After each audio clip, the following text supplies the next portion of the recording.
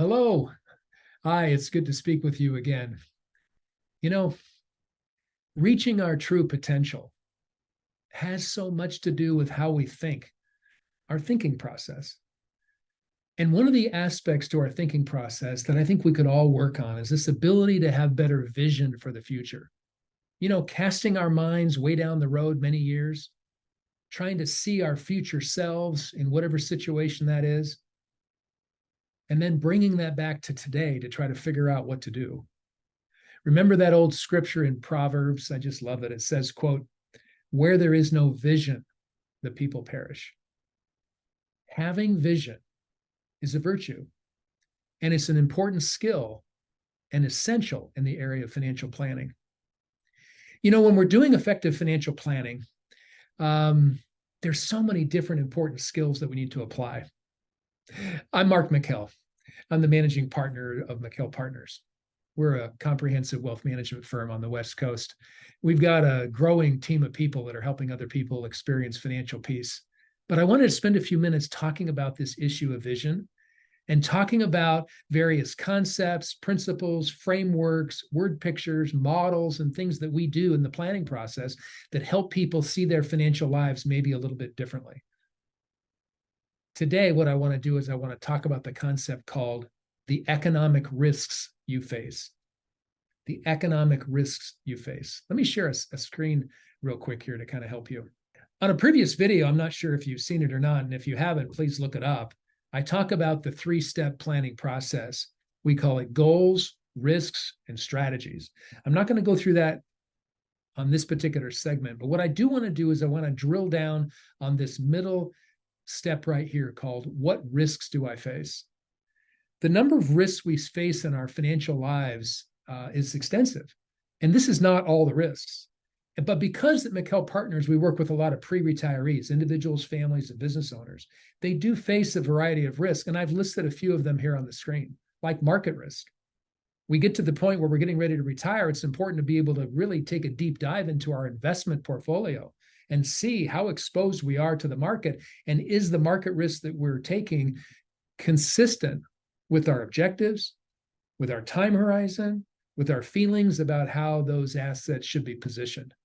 What about survivorship risk? What happens when a spouse passes?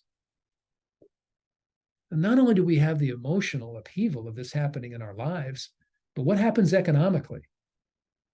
When we're on Social Security, do you know the answer to that question? What happens to Social Security when one person passes? Well, the answer is you lose the smaller check. I've found, because we work with a lot of retirees, this can be a big surprise when somebody passes and all of a sudden we're short $2,000 a month because of adjustments in Social Security. So it's important to understand survivorship risk, not only in our working life, but when we're retired. What about long-term care risk? What if I have a catastrophic long-term care event? Medicare doesn't pay for long-term care. Well, they pay for like the first 80 to 100 days. Medicaid, or in California, Medi-Cal, is the largest payor for long-term care expenses. But most people don't qualify for that, and you probably don't either. The next one might be inflation risk. Boy, we've been watching that recently. What are the costs of goods and services going to be 20, 30 years down the road in retirement? What about longevity risk, not running out of money? What about legacy risk? Now we're talking about asset transfer, moving assets from one generation to the next. It's different if we're talking about real estate or marketable securities, or we're talking about qualified assets like an IRA, a 401k, a 457, a 403b. These are risks from a taxation perspective that have to be looked at. Or maybe the last one there is litigation risk. What if I get in an accident? It's my fault and I get sued. The key here is we need to be able to identify the risk, and then we need to quantify the risk. We need to be able to put it in financial terms. Only then can we develop an actual strategy to be able to mitigate that risk. When we're through with an actual financial planning engagement, if you will, where we engage with clients over a period of several months, we then come up with what I have on the screen called a goals risk strategy mapping. We're actually listing out what's important to me, all these different items. We're listing out the different types of risks that we face. And then we've developed a variety of different strategies to be able to mitigate the risk to help us get where we want to go. I hope that's been helpful.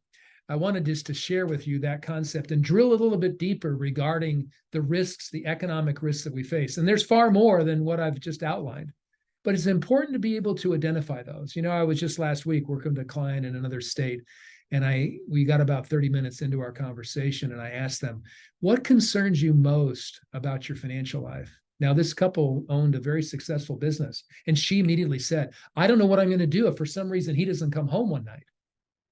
He runs the whole business. It's all on him. And I don't know what would happen because I can't run the business. He's essential to our financial lives. Wow. We had an extended conversation about that particular risk and started talking about some strategies of maybe what we could do to be able to mitigate that, to help them feel financial peace. Hey, I hope that's been helpful as we drill a little bit deeper on economic risks. I hope we have an opportunity to meet someday. Have a great rest of the day. Have a great rest of the week, and take care.